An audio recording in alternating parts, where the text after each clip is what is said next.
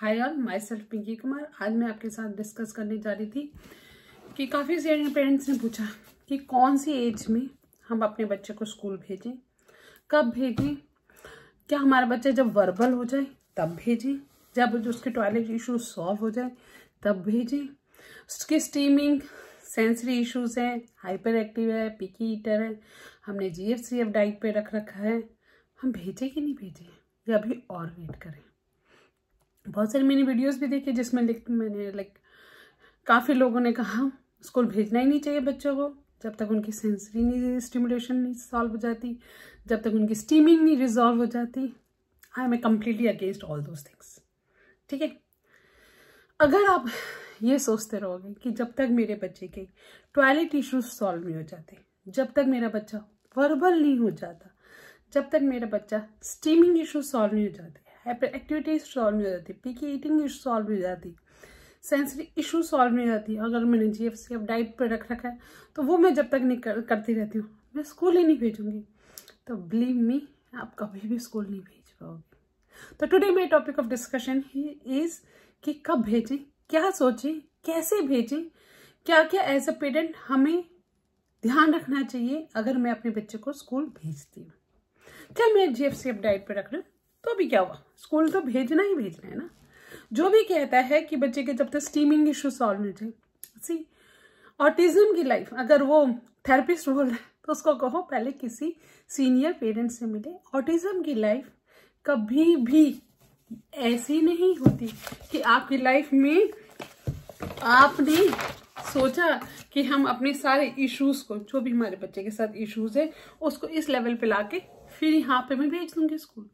हमारी जर्नी होती है, आपके पास ये इश्यूज है, आप कुछ सॉल्व करोगे, कुछ और इश्यूज आएंगे, कुछ सॉल्व करोगे, कुछ और, ठीक है, कम होते जाएंगे इश्यूज, पर ये है फ्लक्चुएशन आती रहेंगी। टीन आएगा फिर इश्यूज बढ़ जाएंगे, ये फ्लक्चुएशन ये होती है हमारी लाइफ।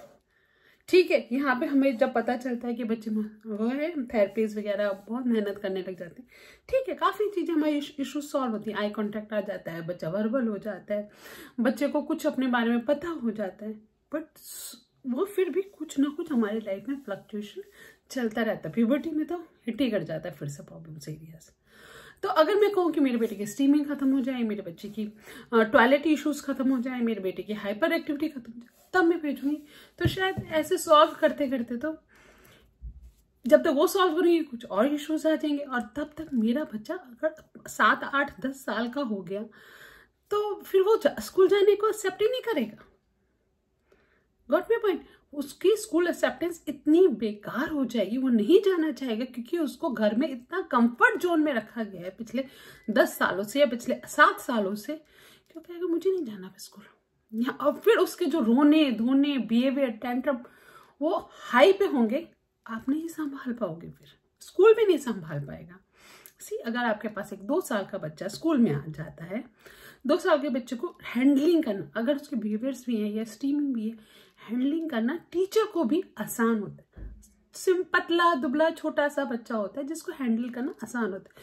उसी के कंपैरिजन में अगर आप 10 साल का भारी भरकम बच्चा जिसने अभी तक स्कूल नहीं देखा, उसको उस एज में स्कूल भेजोगे, ना टीचर को समझ में आएगा, ना बच्चे ने इतने सालों से उस जिंदगी को देखा ही नहीं, हो डिसिप्लिन को देखा ही नहीं है, मम्मी के बिना रहा ही नहीं है, वो भी परेशान होगा।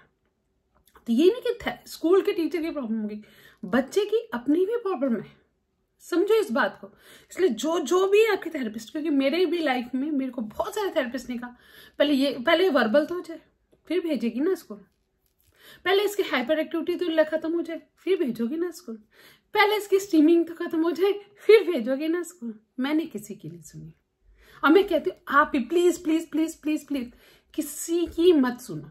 क्यों नहीं सुनो? मेरे अपने रीजन है और मैंने अपने रीजन में सक्सेसफुल हूँ। फर्स्ट, बच्चे को स्कूल भेजने से डिसिप्लिन आता है। आप उसको 7 बजे उठाते हो, रेडी करते हो, 8 बजे तक स्कूल भेजते हो, एक डिसिप्लिन में जा। अगर आप बच्चे को स्कूल नहीं भेजोगे, बिलीव मी, कोई भी मम्मी अपने बच्चे को 7 बजे उठा के स्कूल तैयार नहीं करेगी। बच्चा भी 9 बजे उठेगा, माँ भी 7:30 उठेगी, 8 बजे उठेगी, कोई डिसिप्लिन नहीं है, कोई मतलब ही नहीं है। सोशल एक्सपोजर मिलता है, चाहे मैं मानती हूँ कि स्कूल में कई ऐसे स्कूल और एक्सपोजर मिलते हैं बच्चों को जहाँ एकेडमिक या कुछ नहीं मिल पा रहा, ठीक है, सोशल तो मिल रहा है, बच्चा 4 बच्चों को देख तो रहा है। जब हम प्ले थेरेपी की टर्मिनोलॉजी में कहते हैं ऑन लुकर, बच्चा लुक तो कर रहा है दूसरे को गेम खेलते हुए। बच्चा को मेरे स्कूलों में काफी ज्यादा मैंने hyper active severe cases, but उन बच्चों को भी मैंने देखा है कि उनके साथ हम कुछ करवा रहे होते हैं ना, दूसरे बच्चे डांस करने लग जाते हैं, वो भी अपना वो काम छोड़ के उनके साथ खड़े होकर डांस करना चाहते हैं। जितने भी स्टेप्स आते हैं, जैसे भी स्टेप्स आते हैं, कम से कम मिंगल होने की कोशिश करते हैं। अगर मैंने नहीं भेजा तो मेरे बच्चे का सोशल एक्सपोजर कैसे दूंगी? कितनी भी ग्रुप सेशंस करवा लो, स्कूल वाला सोशल एक्सपोजर स्कूल वाला ही सोशल एक्सपोजर होता है। सेंसरी इश्यूज, बच्चे को इतना कई बार शोर मिलता है, जैसे हम कई बार, कल ही बारिश हो रही थी, हम सबके सब एक क्लोज रूम में चले गए, वहाँ इतना शोर था, हमारे स्पेक्ट्रम के भी बच्चे वहाँ पे थे, वो भी वहाँ पे खड़े थे, उनको भी वो शोर से, तो क्या हो रहा है? अगर कल को मैं बर्थडे पार्टी कहीं लेके जाती हूँ तो बच्चों ने वो बियर कर रखा है वो शोर। स्कूल के एक्सपोजर्स में कहीं ना कहीं वो बहुत कुछ एक्सपोज करते हैं, ठीक है। तो सेंसरी भी एक्सपोजर मिल रहा है उन्हें, हर तरीके के एनवायरनमेंट में सर्वाइवल करने की आदत आ रही है। अपने दूसरे लर्न फ्रॉम द अदर्स, अपने दूसरे फ्रेंड से, पीयर से, कुछ ना कुछ टीचर से, इतने सारे डिफरेंट टाइप के टीचर्स होते हैं, सबका वे ऑफ टॉकिंग अलग होता है, सबका वे ऑफ टीचिंग अलग होता है, वो भी एक्सपोजर मिलता है। अंडरस्टैंड द स्ट्रक्चर, एक स्ट्रक्चर समझ में आता है कि 11 बजे ही खाना मिलेगा, ब्रंच मिलेगा, 1 बजे ही लंच मिलेगा, एक स्ट्रक्चर आता है। घर की तरह नहीं, आधी रोटी खाई या 1/4 रोटी खाई, भाग गए, फिर 15 मिनट बाद मम्मी फिर से कोई बिस्कुट खिला रही है, फिर 15 मिनट बाद आपको मम्मी कुछ, कोई स्ट्रक्चर नहीं आया ना बच्चे को अपनी एपेटाइट का, ना बच्चे की कभी भूख जागी, क्योंकि एज अ मदर हम हमेशा अपने बच्चे के मुंह में कुछ ना कुछ ठूसते ही रहते हैं, खिलाते ही रहते हैं जब वो छोटा होता है तो, क्योंकि हमें लगता है कुछ खाया ही नहीं, इतना दुबला पतला है, हम उसको भूख लगने वाली फीलिंग ही नहीं आने देते, हम उसके लिए उस लेवल पे वर्क ही नहीं कर पाते। चाहे कितनी भी आप अच्छी मदर हो, आप नहीं बच्चे को भूखा रख सकोगे। आपको लगेगा अरे इसने तो आधी रोटी खाई थी, मैं इसको फिर एक बिस्कुट खिला दूं, फिर आधे घंटे में मैं मैगी खिला दूं, आधे घंटे में कुछ और खिला दूं। कहाँ फिर बच्चे को भूख लगने की फीलिंग है? स्कूल में आप अपने बच्चों को कुछ भी ब्रेकफास्ट करा के भेजोगे, 11 बजे जाके फर्स्ट ब्रंच होता है, 11 या 10:30, ठीक है। बच्चे को 8 से 10:30 भूखे रहने की एक आदत पड़ेगी, उसकी भूख भी लगेगी, दूसरे को खाना खाते देखेगा तो खाना भी खाएगा अपना निकाल के, एक स्ट्रक्चर समझ में आता है, ठीक है। टीचर आल्सो हेल्प मोर, अगर बच्चा छोटा जा रहा है ना, देखो छोटे बच्चे में, जैसे मैंने अपने बेटे को 1.25 साल में स्कूल स्टार्ट कर दिया था, छोटा था, हाइपर था, फिर भी टीचरों के लिए संभालना आसान था, दुबला पतला था, 8-10 kg का था, उठा के इधर रख दिया, उठा के झूले पे बिठा दिया, उठा के ये कर दिया, बहुत आसान था उसे संभालना, ठीक है। उसको भी समझ में आने लग गया कि भाई, और उस समय जब मैंने फर्स्ट टाइम स्कूल में भेजा था, मानोगे नहीं, 15 दिन तक जो रोया था, मैं भी स्कूल के गेट के पास ही बैठी रहती थी, लाइक आई वॉज कम्प्लीटली पागल आफ्टर माई सेल्फ। तो मैं भी उसके स्कूल के बाहर ही बैठी रहती थी 15 दिन तक, मैंने भी डेली उसका रोना सुनती रहती थी। फिर भी मेरे को था कि अगर मैंने आज अपने दिल पे पत्थर रख के इसको नहीं भेजा ना, तो मैं कभी भी खुद से नहीं सेपरेट कर पाऊंगी। और ऑटिज्म डिक्लेरेशन के बाद तो वैसे ही हमारे इमोशंस एंड फीलिंग अपने बच्चे के लिए 10 ईयर, मैं तो कह रही हूँ lakhs टाइम्स ना मल्टीप्लाई हो जाती, हाय मेरा बच्चा, हाय मेरा बच्चा। तो वो भी था कि नहीं, मुझे किसी ने समझाया कि नहीं, ये अगर तुम सेपरेट नहीं करोगी तो कभी जिंदगी में नहीं सेपरेट कर पाओगे। इट्स मैंडेटरी, लाइक मैंने अपनी डॉटर को छोड़ा है, वैसे इसको भी मुझे छोड़ना चाहिए। कोशिश कर सकते हो 2 घंटे के लिए भेजो, 3 घंटे के लिए भेजो। किंडरगार्टन वाले स्कूल वगैरह बहुत सारे एडजस्टेबल होते हैं, अगर आप उनको कहोगे कि मुझे 2 घंटे के लिए भेजने हैं, 3 घंटे के लिए भेजना है, कोई भी छोटा मोटा स्कूल घर के पास का सिलेक्ट कर लो, पर भेजो जरूर। जो भी थेरेपिस्ट आपको ये समझाएं कि मत भेजो, वहां तो कुछ नहीं पढ़ाई होती है, बैठेगा नहीं, उठेगा नहीं, अरे भाई तुम क्या उस मेरे बच्चे के लिए रिस्पॉन्सिबल लोगे लाइफ लॉन्ग? क्या मैं तुम्हारे, जैसे एक ओटी ही कह रही थी कि स्कूल ही नहीं भेजना चाहिए, तो क्या मैं तुम्हारे ओटी सेंटर में भेजती रहूं अपने बच्चे को स्कूल नहीं भेज के?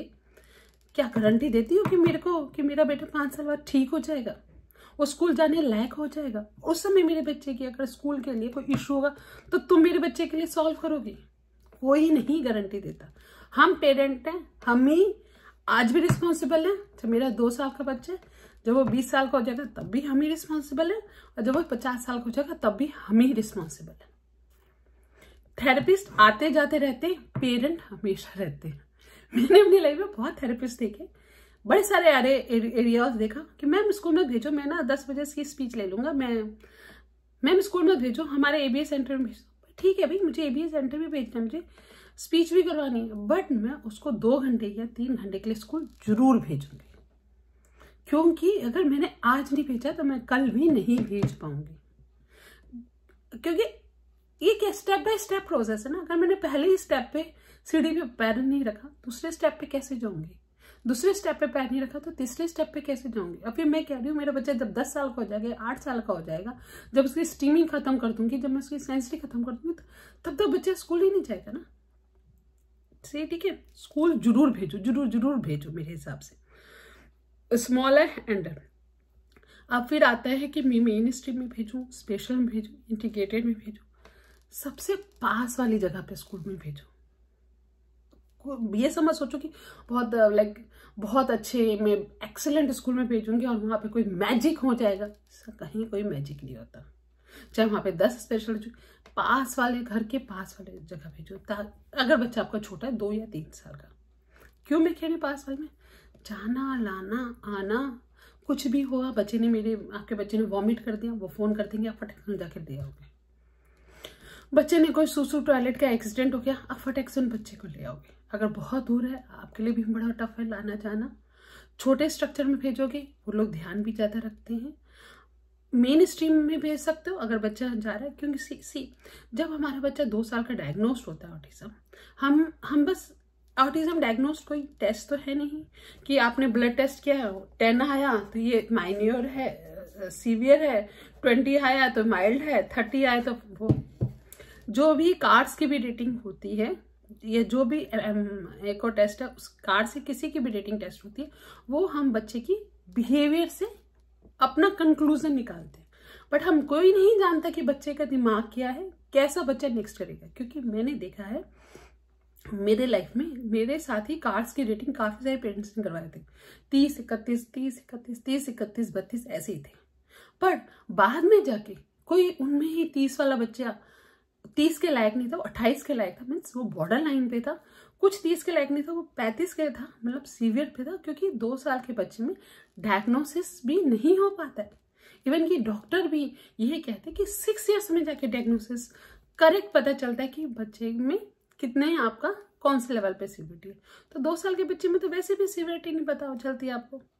क्या पता आपका बच्चा बॉर्डर लाइन पे हो, क्या पता आपका बच्चा PDD NOS हो। PDD NOS मीन्स कुछ इश्यूज हैं, बट वो ऑटिस्टिक के फीचर्स को वो नहीं करते, पूरे फुलफिल नहीं करते। मीन्स कुछ सेंसरी इश्यूज हैं या कुछ सीटिंग के इश्यूज हैं जो कि एज के साथ अपने आप ही ठीक हो जाते हैं।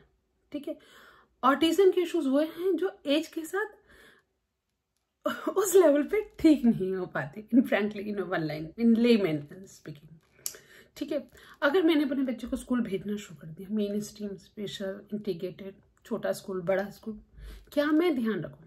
ये बहुत बहुत इंपॉर्टेंट है। As a parent always try to connect with the class teacher. उससे डेली पूछो कैसा था मेरा बच्चा।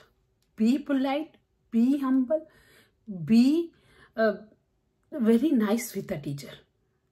ठीक है, उससे डेली पूछो और ये ध्यान रखो कि क्या क्या टीचर्स ने बताया। ठीक है, जो जो एरियाज बताए वो सारे इश्यूज को लिखो पेपर पे। ठीक है, उन इश्यूज में जो आपको लगता है सबसे ज्यादा हाईएस्ट कंसर्न है, उस इशू को पिक करके उसको सॉल्व करो। Got my point? सारे इश्यूज नहीं सॉल्व कर सकते, कोई भी नहीं कर सकता। इवन कि मेरा बेटा है ऑटिस्टिक, 13 साल का है, तो मैं बहुत सारे इश्यूज लिखूं और मैं सबको सॉल्व करने की कोशिश करूं, शायद मैं पागल हो जाऊंगी और कभी भी वो सॉल्व नहीं होंगे। तो पिक योर बैटल, सारे बैटल्स को मत उठाओ। ठीक है, फिर अब अपने OT से, अपने ABA से, अपने स्पीच थेरेपिस्ट से उसके बारे में डिस्कस करो, सबसे डिस्कस करो। फिर जो भी आपको समझ में आता है वो आप करने की कोशिश करो। वो आइडियाज आप स्कूल को भी दो लाइक मैं आजकल जैसे मेरे को लग रहा था मेरे बेटे का हेडेक हो रहा है, तो मैंने हेड मसाज किया, पर स्कूल में तो हेड मसाज कोई करेगा नहीं ना, तो मैंने हेडफोन ट्राई किया। तो अपने कुछ आइडिया मैंने दूसरों अपने ओटी से पूछा, इधर उधर से पूछा, then I bring out conclusion, then मैंने स्कूल में कहा कि ट्राई दिस, ठीक है। जो आप, क्योंकि एज अ पेरेंट मैं 50 लोगों से मिलती हूँ अपने बच्चे के लिए, टीचर थोड़ी ना मिलेगी, ठीक है। तो मैं उनको हेल्प कर सकती हूँ कि ma'am can you try this thing with my son. Like अगर जैसे हमारे स्कूल में कई बच्चे हैं वो चेयर पे नहीं बैठ पाते, तो एक वुबली होता है, I will share a one picture, वो उसके ऊपर बिठाया जाता है, ठीक है। वो थोड़ा सा उन बच्चों को मैंने देखा है बेटर करता है। कई बच्चों को जिम बॉल के ऊपर बिठाया जाता है, वो भी कई उन बच्चों की स्टेबिलिटी, जिनका वेस्टिबुलर लो होता है, हाइपर एक्टिव होता है, उनको वेस्टिबुलर, उनको जिम बॉल पे बैठ के क्लास करना या वुबली पे, वो मैं डेफिनेटली शेयर करूंगी। उस पर बैठ के काम करने में आसानी होती है, ठीक है। और जो भी इश्यूज आए ठंडे दिमाग से रहो, अपने हस्बैंड वाइफ एक टीम बनाओ, दोनों मिलकर अपने बच्चे को सॉल्व करो। आपका बच्चा आप ही दोनों का है और किसी थेरेपिस्ट का नहीं है। मेरा बच्चा मेरा ही है, कितने भी थेरेपिस्ट आएंगे जाएंगे, बट वो मेरे साथ ही एसोसिएटेड रहेगा। तो प्लीज प्लीज पेरेंट अपने बच्चों को स्कूल भेजो। अगर स्कूल नहीं पॉसिबल है, ठीक है, तब फिर अब मैं कहूंगी कि होम स्कूलिंग करना, पर होम स्कूलिंग मेरे हिसाब से लास्ट क्राइटेरिया होना चाहिए। ऑनलाइन स्कूलिंग का एक नया फैशन है, नया ट्रेंड है। मैं ऑनलाइन स्कूलिंग पे भी नहीं भरोसा करती, इवन कि जब कोविड था तभी भी मैंने अपने बेटे को ऑनलाइन स्कूलिंग नहीं करवाया था, मैं खुद पढ़ाती थी। थोड़ा बहुत ऑनलाइन स्कूलिंग का था, बाकी मैं उसको फिर थेरेपी घुमाती थी पूरा, क्योंकि ऑनलाइन एक्सपोजर में आप वो एक्सपोजर नहीं दे सकते। पर हाँ, ऑनलाइन एक्सपोजर, ऑनलाइन टीचिंग किसी बच्चे के लिए जरूरी हो जाती है। लाइक मेरे कुछ फ्रेंड्स के बच्चे हैं जो कि स्कूल में बहुत बुली फील करते हैं, या स्कूल में वो बहुत ज़्यादा एंशियस हो रहे थे अभी, तो मैंने ही उनसे कहा था कि ऑनलाइन कर लो फॉर कुछ पीरियड, फिर उसके बाद धीरे धीरे दोबारा से इंटीग्रेट, क्योंकि कई बार बच्चों की सेंसरी इतनी हाई हो जाती है, उनका मेल्ट डाउन इतना ज़्यादा हो जाता है स्कूल भेज जाने में, तब आप कर सकते हो, ठीक है। पर कोशिश करो, मैक्सिमम कोशिश करो कि बच्चे को आप स्कूल भेजो। बहुत ज़्यादा इशू तब कुछ ईयर्स होम स्कूलिंग करके फिर स्कूल भेजो, पर अगर बच्चा आपका छोटा है तब तो डेफिनेटली स्कूल भेजो। बस यही है, listen yourself, discuss with your husband, make your husband as a team and work on your child. Thank you so much. Subscribe my channel for autism support. I am a mom of autistic child, इसलिए might भी मैं जो भी कुछ कहती हूँ ऐसा autism mom कहती हूँ। मैं लाइक मैं एजुकेटर बन जाऊँ, स्पेशल एजुकेटर बन जाऊँ या बिहेवियर थेरेपिस्ट बन जाऊँ, कुछ भी बन जाऊँ, मैं सबसे पहले मॉम हूँ, एंड मैंने मॉम की तरह ही आपके साथ अपनी फीलिंग शेयर की है। Thank you so much.